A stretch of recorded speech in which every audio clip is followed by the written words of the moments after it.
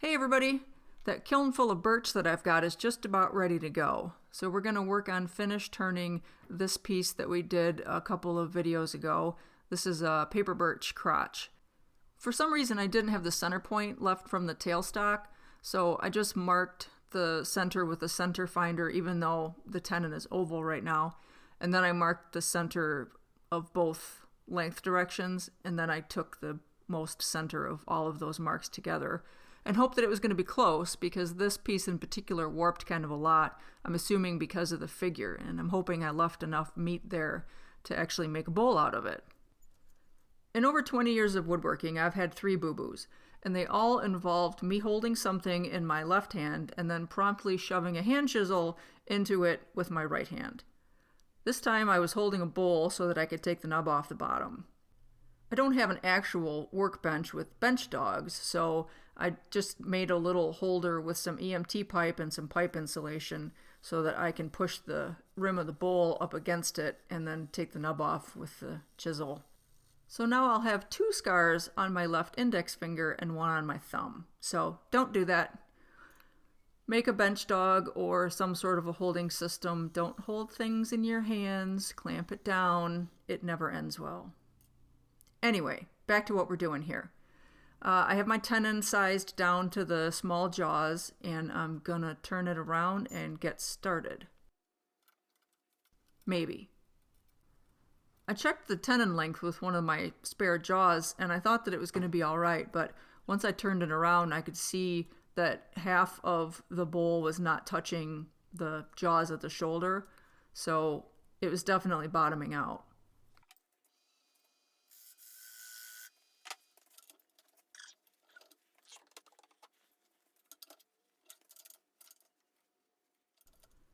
Back onto the jam chuck, and we'll take a little bit of length off of that tenon.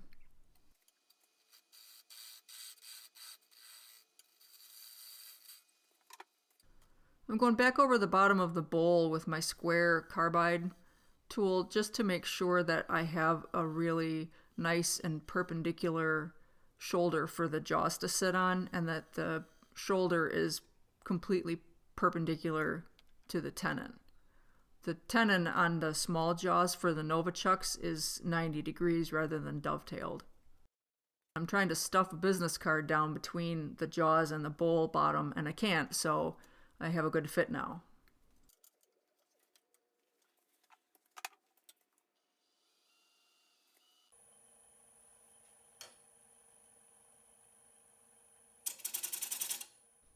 I've got my 5/8 Thompson bowl gouge, and I'm just gonna start scraping the sides and trying to get the bowl back into some sort of round shape.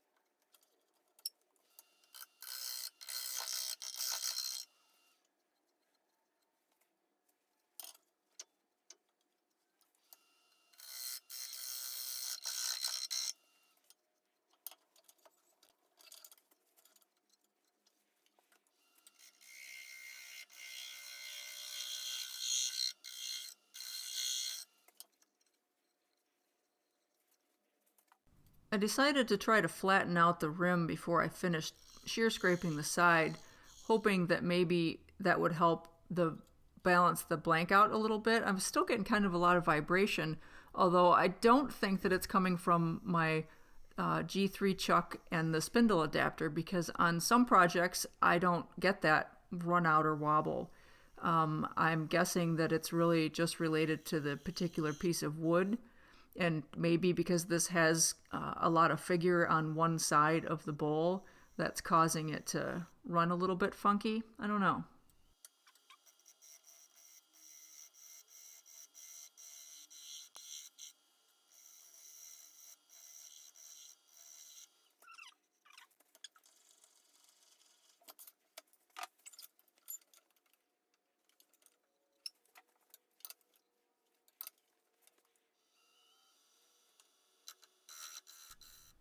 I've been turning most of the time so far at somewhere between 600 and 700 RPMs, and I just increased the speed up to about 780, trying to get a little smoother cut on the inside.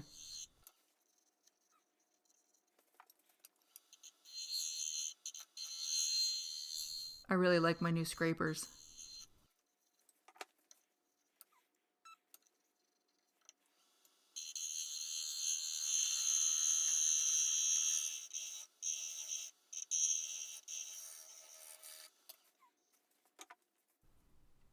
Setting the tool rest height is not something that I seem to be able to just eyeball.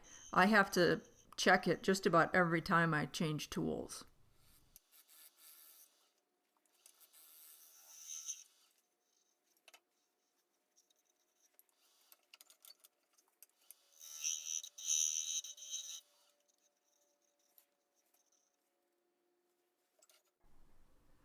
I'm kind of trying to do a different procedure as far as sanding goes and see if I can eliminate the need to have to go back and do grits over again, as I realized later I didn't get everything.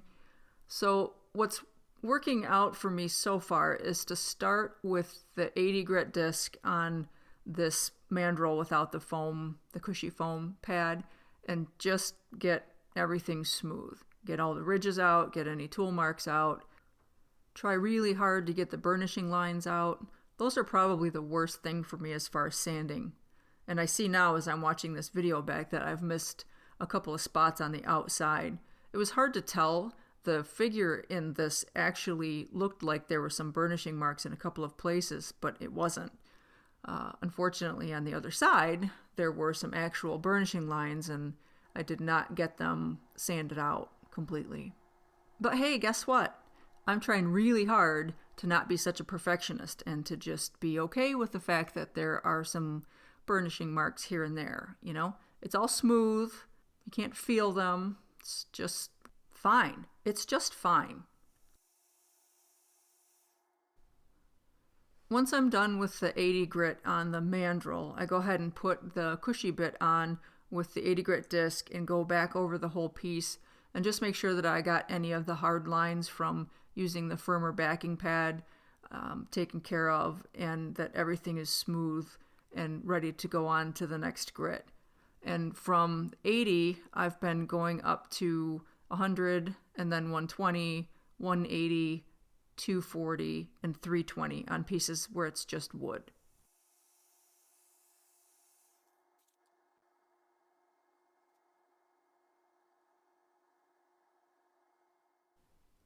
I went over the whole piece with denatured alcohol, and I still didn't notice the burnishing lines on the outside, but whatever.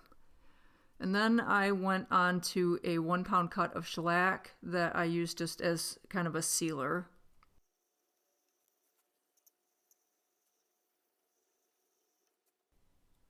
And once that was dry, I cut it back with a gray Scotch Brite pad.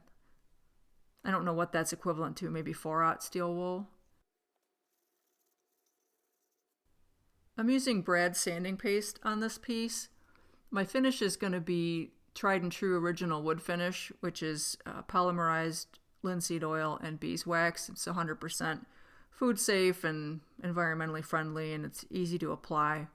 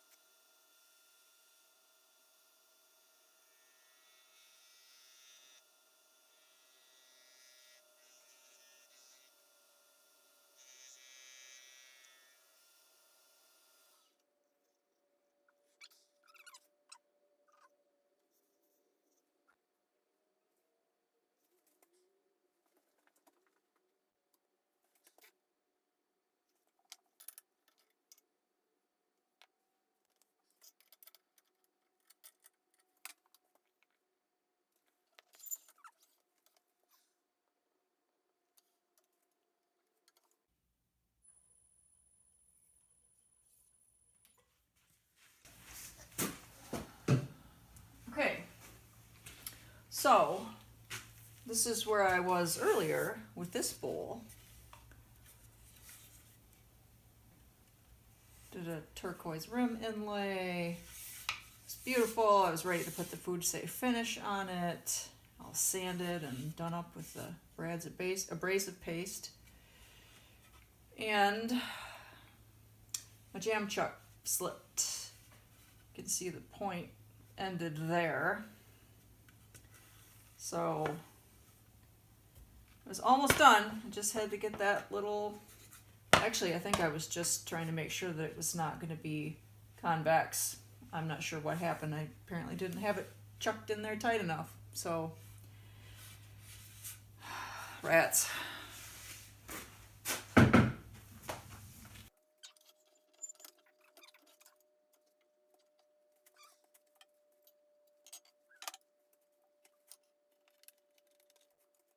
I wanted to give you guys a little bit of a kiln update too. I have a handful of pieces that are still in there, but most everything is done. I made a spreadsheet of what I had in there. I numbered all the bowls and I weighed them before I put them in. And then I made note of when I changed the target humidity on my humidity controller and did a couple of spot checks to see how things were going.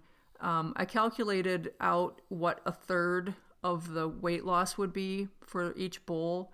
And that's kind of where I'm looking for my target. That seems to be dry enough to turn without it splitting or cracking or really going oval at all. So I'll put the spreadsheet up here at the end, and if you guys want to pause it, you can take a look at it. After the tried and true was cured, I went ahead and buffed this bowl with the Beall system. I've already done the Tripoli and the white diamond, and I'm just doing the wax now.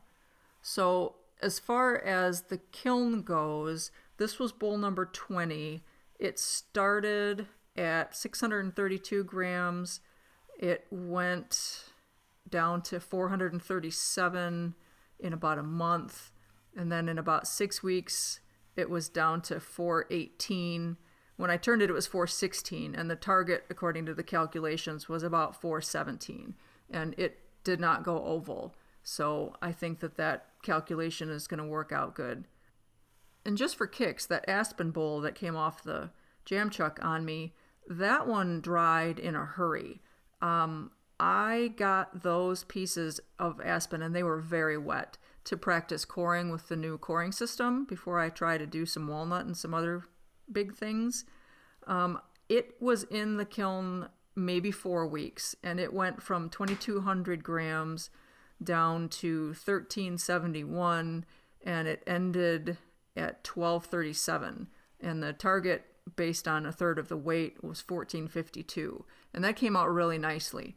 Now I have 2 other big ones in the kiln, and they're nowhere near dry, so I'm not sure what the difference was. Maybe I left those a little bit thicker, but we'll see.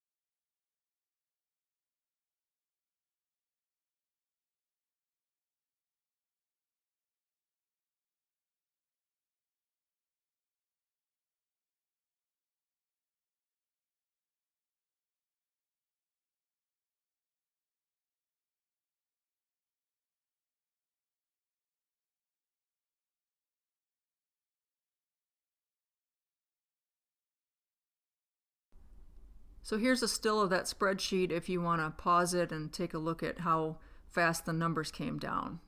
Thank you guys so much for watching. Y'all be safe out there.